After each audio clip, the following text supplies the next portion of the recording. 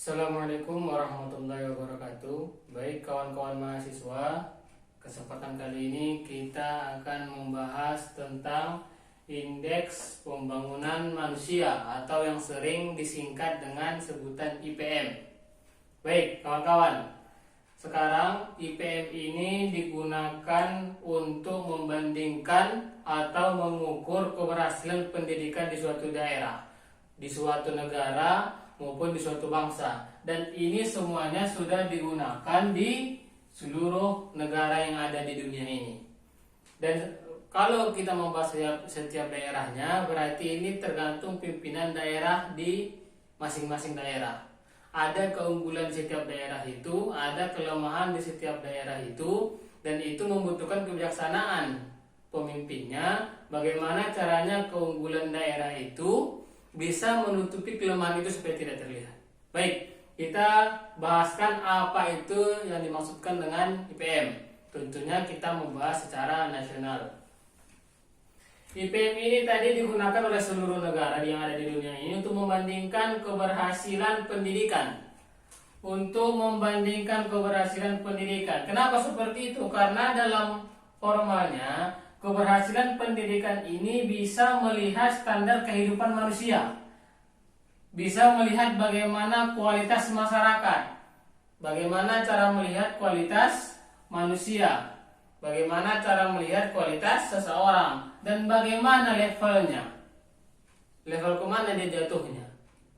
Dan itu berasal dari keberhasilan pendidikan. Kemungkinan besar dan hampir bisa dipastikan kalau dilihat di zaman sekarang ini, terlihat setinggi mungkin pendidikan seseorang, kesempatannya untuk menaikkan levelnya, untuk menaikkan kualitasnya semakin tinggi.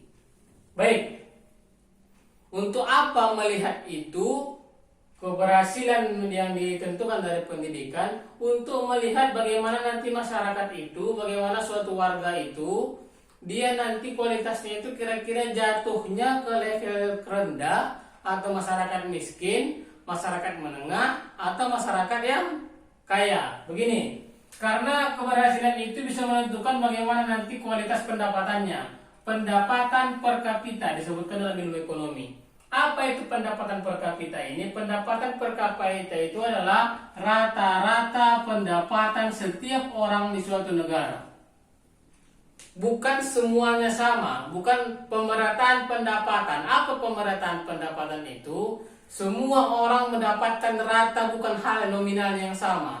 Tapi setiap jiwa itu, setiap orang itu memiliki kesempatan yang sama, hak yang sama untuk mendapatkan pendapatan.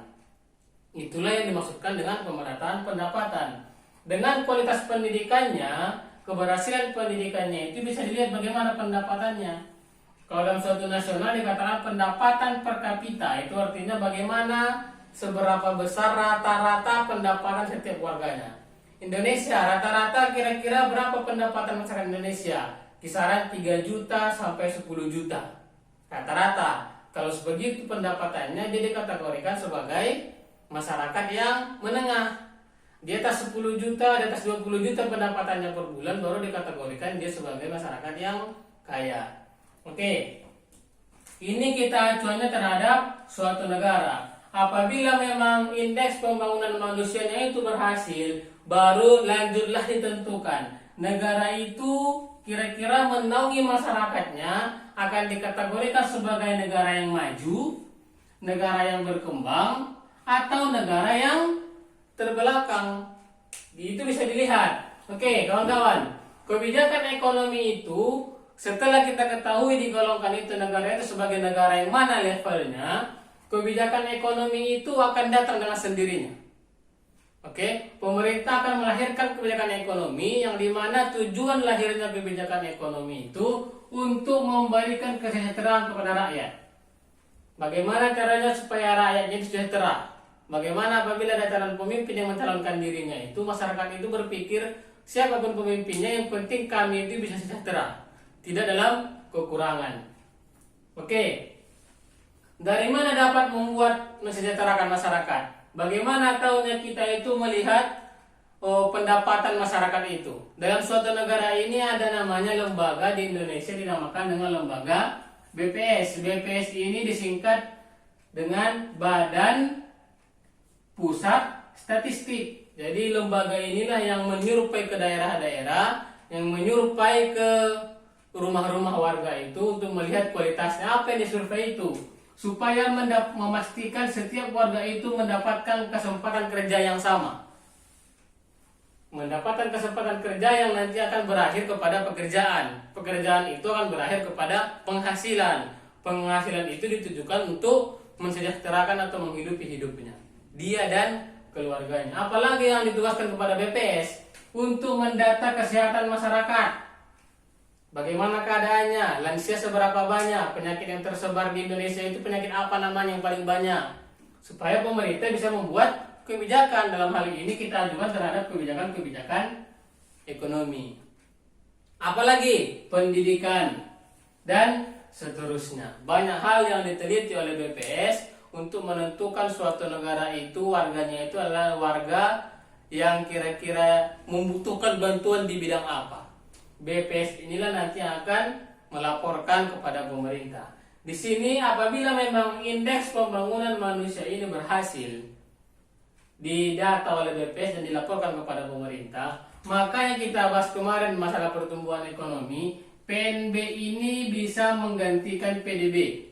PNB adalah produk nasional bruto, PDB adalah produk domestik bruto. Kalau nasional dibahas berarti membahas semuanya orang yang ada di Indonesia ini, siapapun dia selama dia mendapatkan penghasilan di Indonesia. Kalau kita membahas D domestik berarti kalau bahas PNB siapapun orang yang Indonesia yang bekerja dimanapun dia, selama dia warga KTP-nya warga negara Indonesia. Keumpamanya apabila dia bekerja di Malaysia, dia tetap menyetorkan pajaknya ke Indonesia. Itu nanti apabila sudah dijumlahkan, itu masuk kepada pertumbuhan ekonomi PNB. Kalau kita mendata semua orang yang ada di Indonesia ini, walaupun dia bukan warga negara Indonesia, tapi dia bekerja di Indonesia dan mendapatkan penghasilan di Indonesia, maka pertumbuhan ekonominya dinamakan dengan PDB, produk domestik bruto.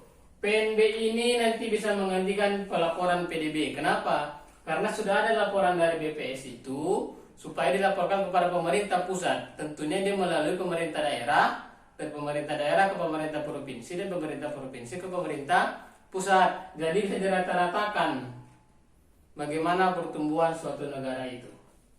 Baik kawan-kawan, untuk lebih jelasnya secara kalimatnya bisa kawan-kawan baca ulang di buku pegangan kita. Silakan kawan-kawan ulang kembali dengan bahasa masing-masing setelah memahami tema tentang IPM. Saya cukupkan sampai di sini. Sekian. Assalamualaikum warahmatullahi wabarakatuh.